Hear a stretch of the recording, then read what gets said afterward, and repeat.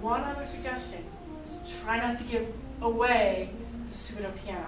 So practice the big crescendo, all right? And we still have to hear the difference between the accents and the fortando. Can you try it? Have the same open string.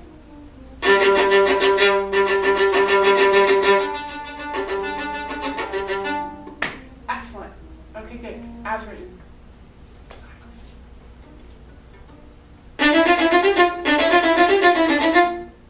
Keep going. That was good.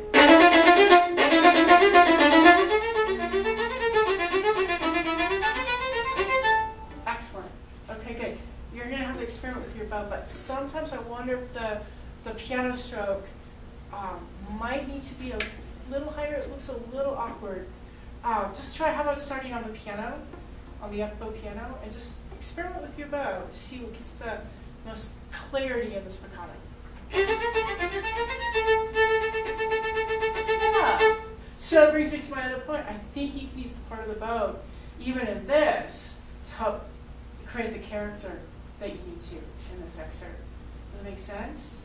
Good. Let's do some song. All right. Any other questions about that? We'll go through some more. If I can. Haley, what I'd love for you to do is not to be nice to her in terms of the orchestra. She's really adjusting for you right now.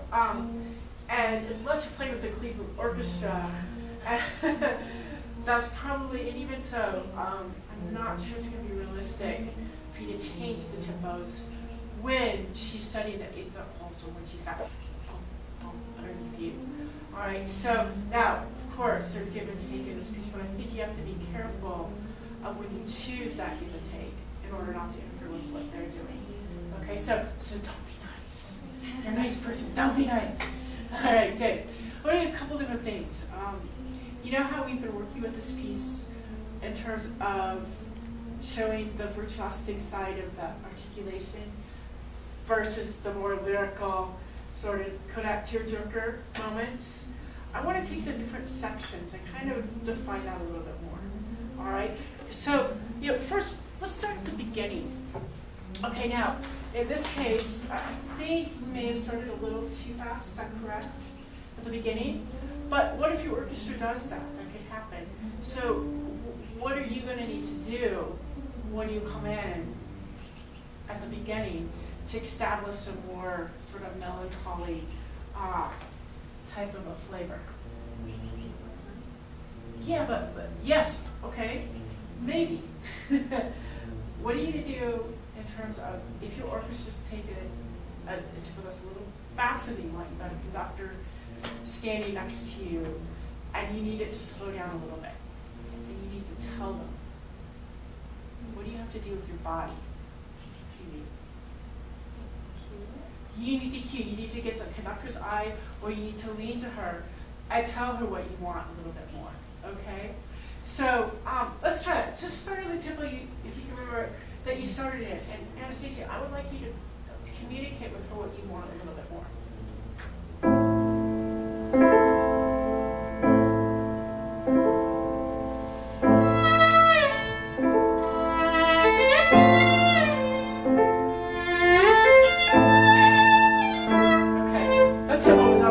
So, all right, that was good.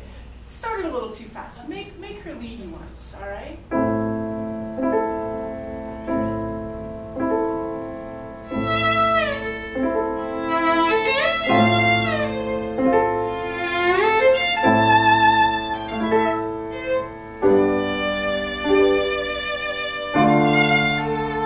Okay, better. All right, good.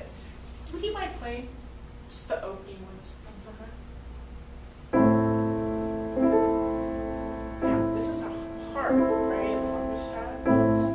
So, what character does that give? Flowing? Yeah, good. Anything else? Happy, sad? That to me is more of a tempo type of a word. How about a character word? Okay, good. All right. I would agree too. So all of those things maybe. All right, so I would love, you know how we've been talking about slurs? What does a slur mean to you again? What is a slur? Why?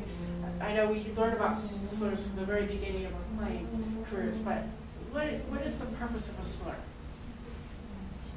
Connection. All right. Now, I think you have different types of connection even within this opening. Like, how about the first two notes? If you were to sing that, yeah, what is the purpose of that slur? It's like a sigh. Kind of a sigh. How about the next slur? Yeah, I need to hear more of that difference. I can tell you what you're thinking in your mind, but imagine that your audience has no idea of what this piece is supposed to sound like. All right, you have to teach them that difference more. Can I take the stand? Try it. So get into her character.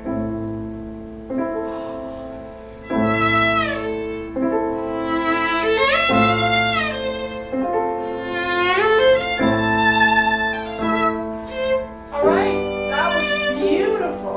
Much better. Was that different? Yeah. Yeah, lots different. Now, we've been talking a little bit in terms of the opposite, in terms of the breathless feeling of yum, bum, bum. How can you use your bow differently? So your direction is a little bit more clear, but also that breathless quality is more clear. I still can hear really, breathless. Can you try that right there on your own once? Are you gonna use more bow on the first one or the second one? The second one. So I think first of all you need to say more bow on the first one. Just sing that little phrase once. Just yum,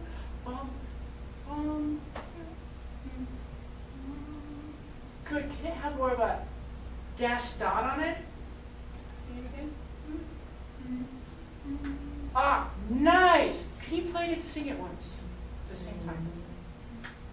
I don't care about voice. I want you to let your bow follow your voice quality. Much better. What did you do naturally? Longer on the second. Now, you know the other day we were working on the excerpts and we were talking about space. We have rests. I would love for you to enjoy the space more. You try that? That was much different. Subtle, but different. All right, can you try one more? How about the beginning? One more time, putting that once together.